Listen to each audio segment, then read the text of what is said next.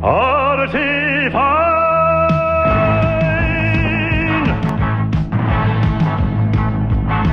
I got some economic hawks, a gin and tonic on the rocks, where angels fear to tread. I say, choose your booze, let's hit the red eye! Think of young Diana Durbin and how she sung on rum and bourbon. Or enhance your luncheon hour with a planter's punch and a whiskey sour. If you feel like a wreck, try a horse's neck or a sherry with a cherry in the new finer size. If you don't name your poison, I'll have to get the boys in. The spirit of adventure opens one's eyes. Little Jen, are we prepared? I would say, of course we are, but that would be redundant because we are, of course, always prepared. Well, anyway, welcome back to On a Cross and Arrow, Part 3 of a Fruit Forbidden. Apple, anyone? Mm-hmm. Alright, so... Oh my god, they look the same! Mental Jane, as we've mentioned previously, these chapters are all accompanied by drawings. Dear Christ on a cracker. This chapter comes with a drawing of Fluttershy and Butterscotch. And they look the same!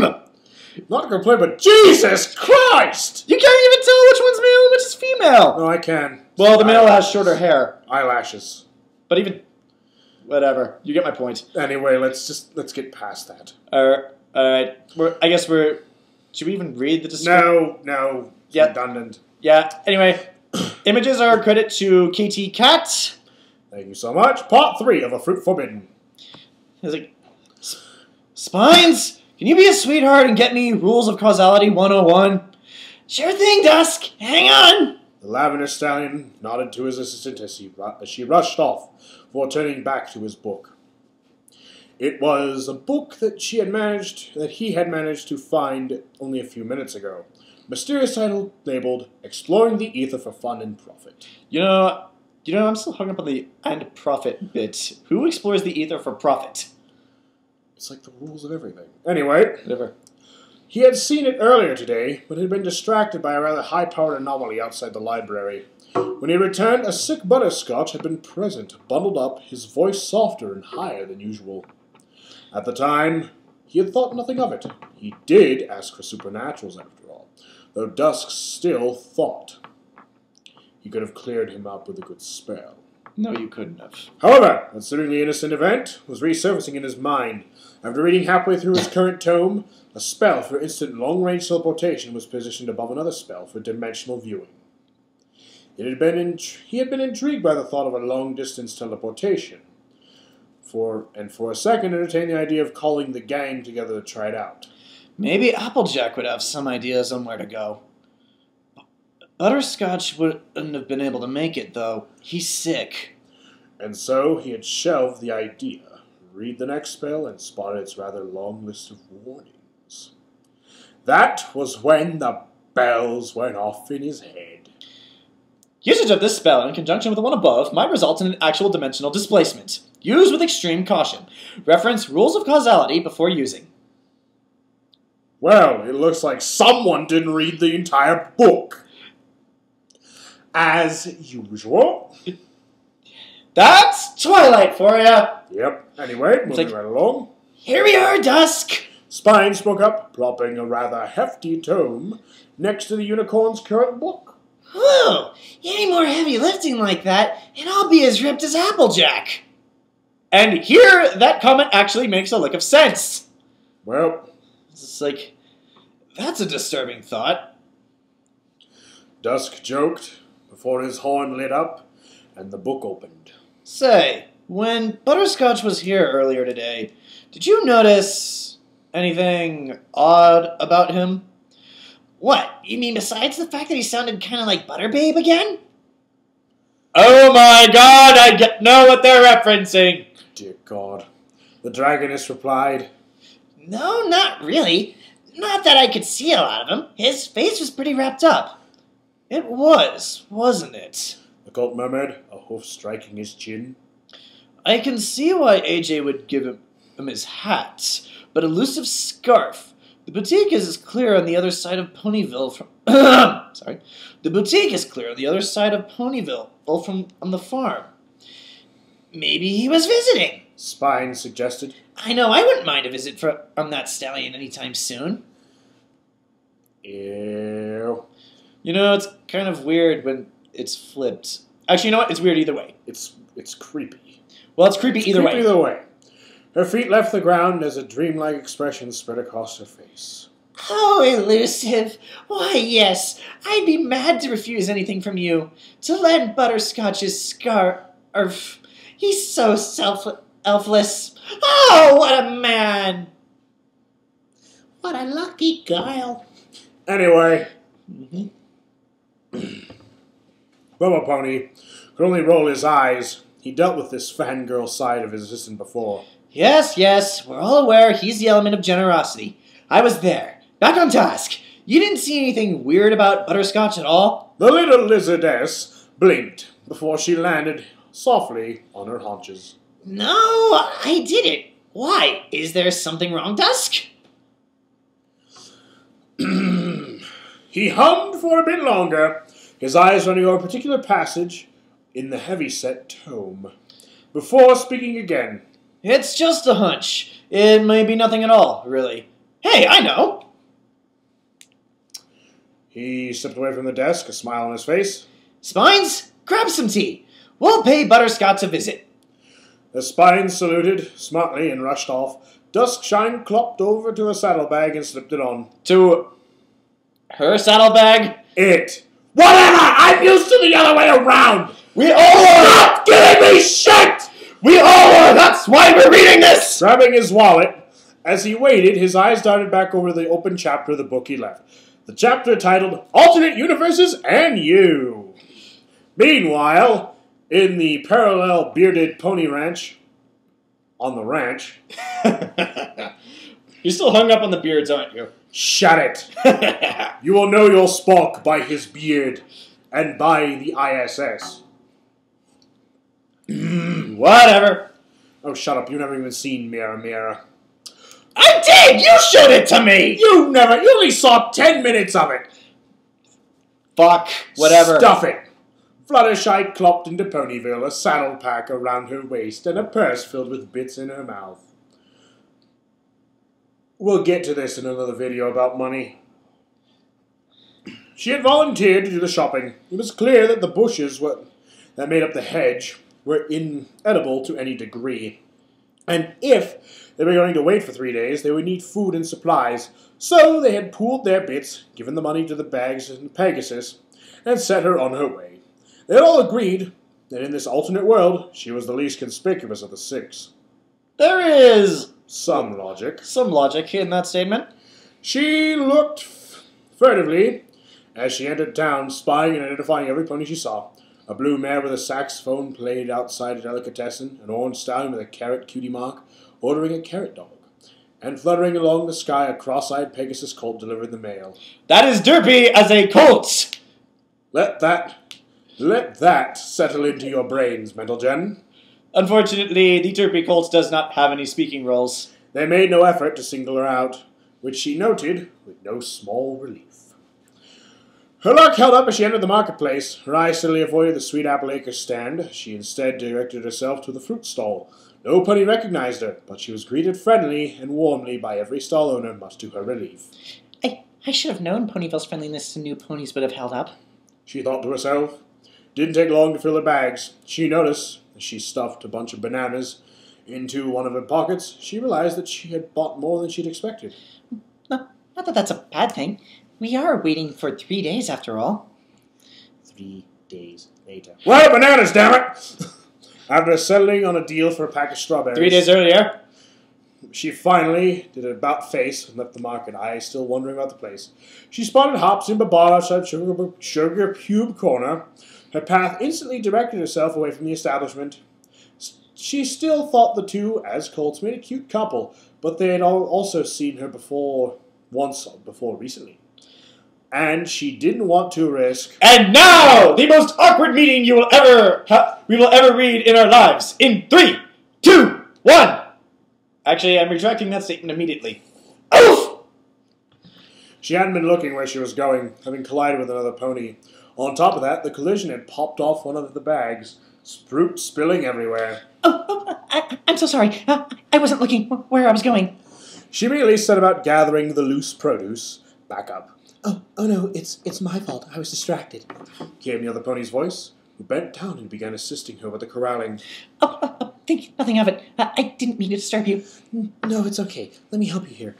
I didn't mean to make you spill your stuff. It's all right. This happens to me more often than you would think. If you say so. I'm still responsible, though, here. Oh, well, thank you, sir. Oh, you're welcome, miss. I mean, that is if you don't mind. There was one apple left, and 2 hooves alighted on it at once.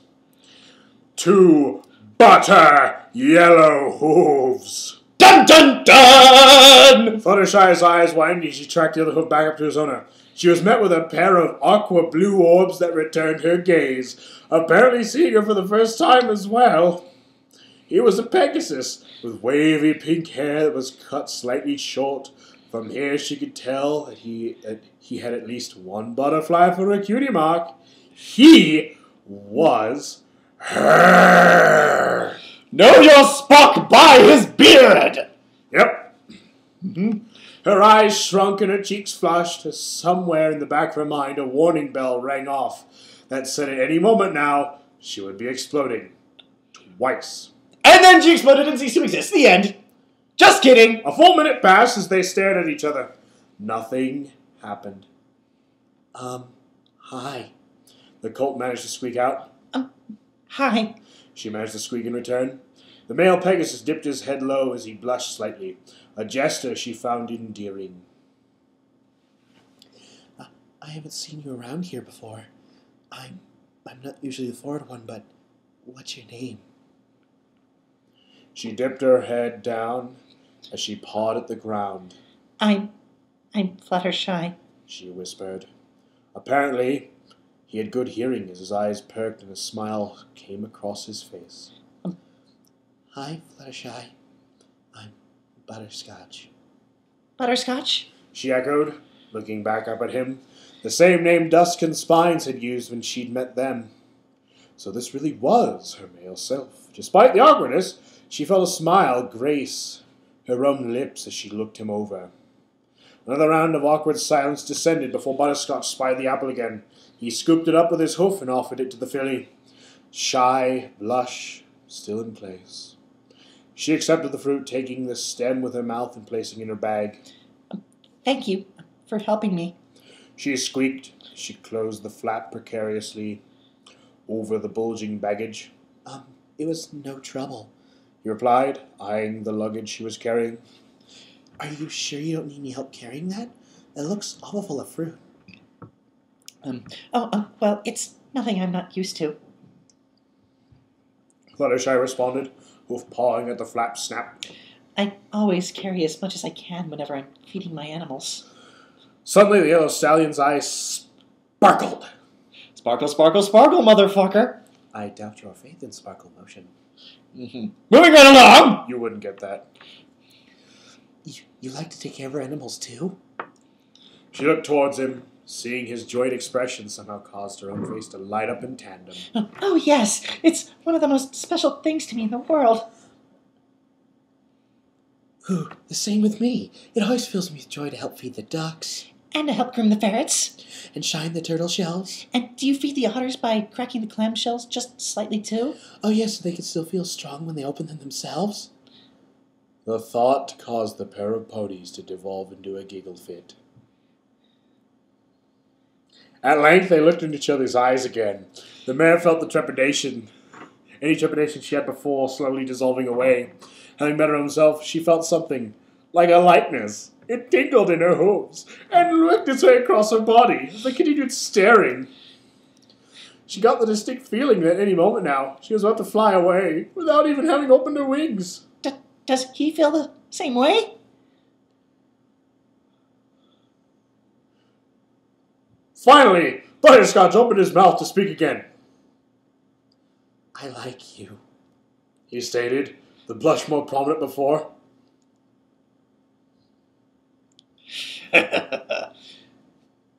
She was surprised when she found her own mouth saying, I like you too.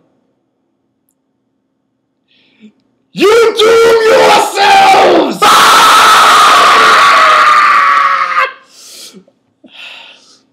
Man mode! Alright! They stared at each other for a few more seconds more. Around them, Ponyville continued on with his business, heedless of the two yellow Pegasi. Would you like to eat somewhere? I could take you to Sugar Cube Corner. One of my friends works there. Oh god. The small stallion suggested, as he pointed over to the store. I mean, if that's alright. Fluttershy made as if to accept, but then another thought flitted across her mind. I would love to, believe me, Butterscotch, but I have friends that are waiting for me, for these. She made a motion back to her bags. If I can, though, another time, I would love to go eat somewhere with you. He nodded, his blush still matching his female counterpart's own. Okay, then. I understand. I'll, keep an eye out for you. Until next time, Miss Fluttershy. She got onto four hooves and trod up to him, snout to snout, before she whispered. Until next time.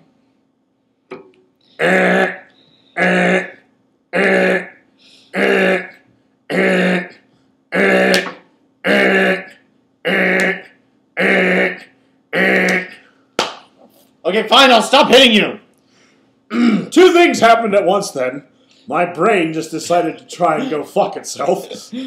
They got three things. The first thing that she was cognizant of was that she was running full tilt backwards into the forest, her bag miraculously staying intact. The second thing that she was aware of turned her face bright red as she realized she'd done it first before breaking into a gallop.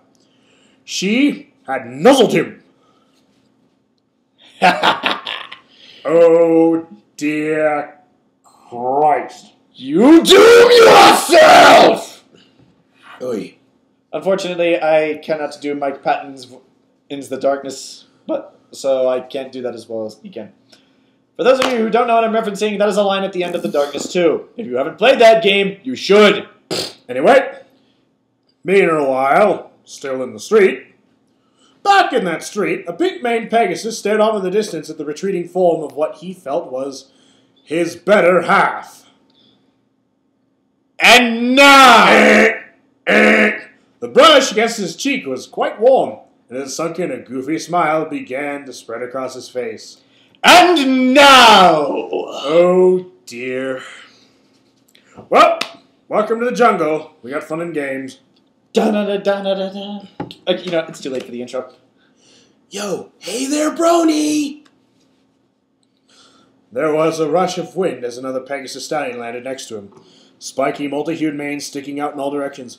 Yo, Scotch! Been looking around for you! What have you been up to? There was no reply. Scotch? Yo, Equestrian and Butterscotch! The blue pony waved a hoof in front of his friend's face. No reaction. Now the stallion grimaced as he clopped his four hooves together in front of the yellow equine's eyes. Hey, Butterscotch! Finally, the aforenamed colt blinked as the noise registered. Slowly he looked up, aqua eyes meeting with rose ones. Oh, hi, Rimba Blitz. Lovely day out today, isn't it? An eyebrow was arched.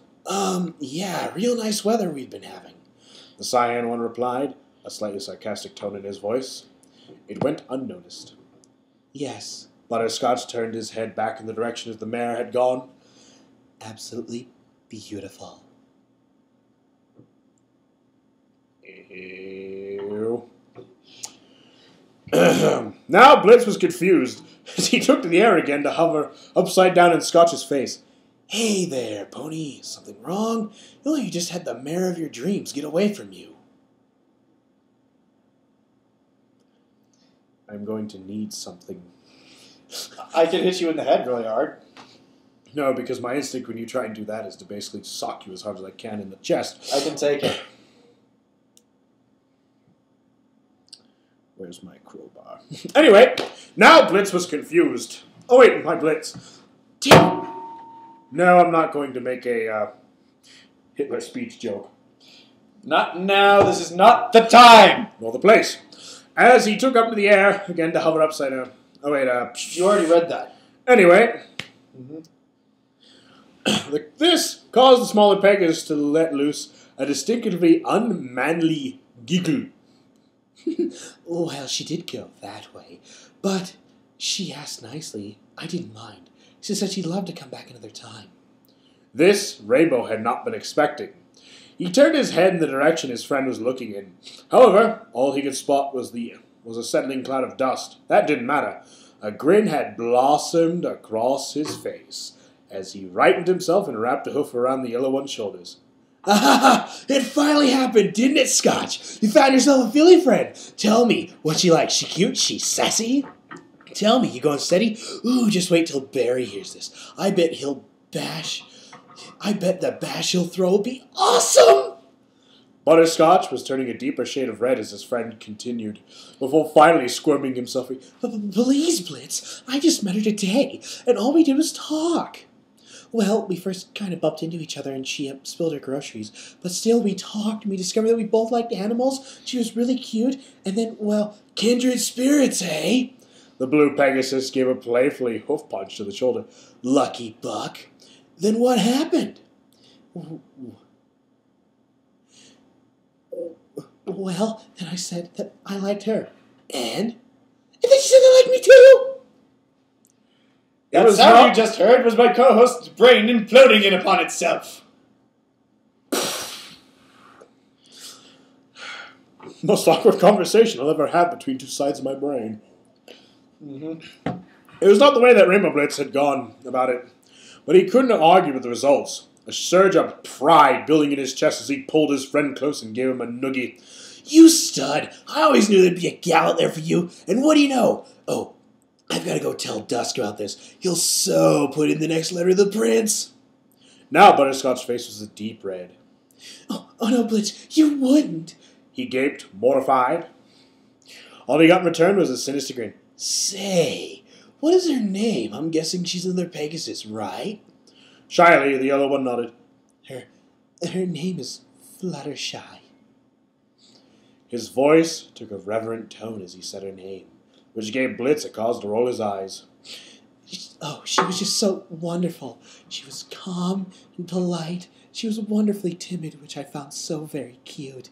It made me all but forget that visit Dusk paid me earlier today.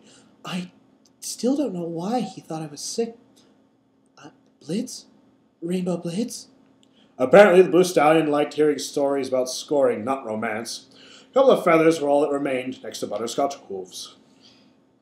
You know, Blitz reminds me of Stifler for some odd reason. If it breathes, I can fuck it. Anyway, meanwhile, back at the hedge... Say it! On the ranch. Thank you.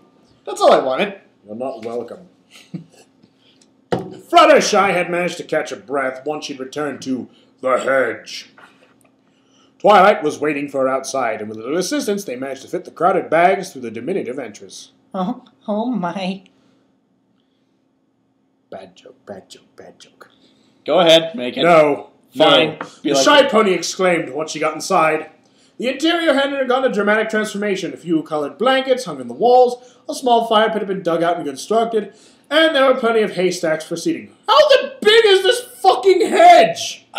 It's a cave, remember? But the same question still applies. Yeah, never mind. And to that, I don't know!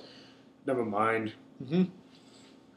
Hanging from a root in the ceiling was a firefly lamp. Bad idea! And the stone table from earlier was now festooned with a tablecloth and a vase full of daisies.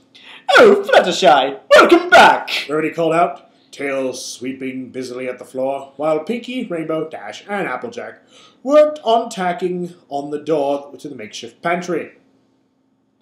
I'm sorry, They're what? staying there for 3 days, not 3 months! I'm just confused as to where they got the materials for a makeshift pantry.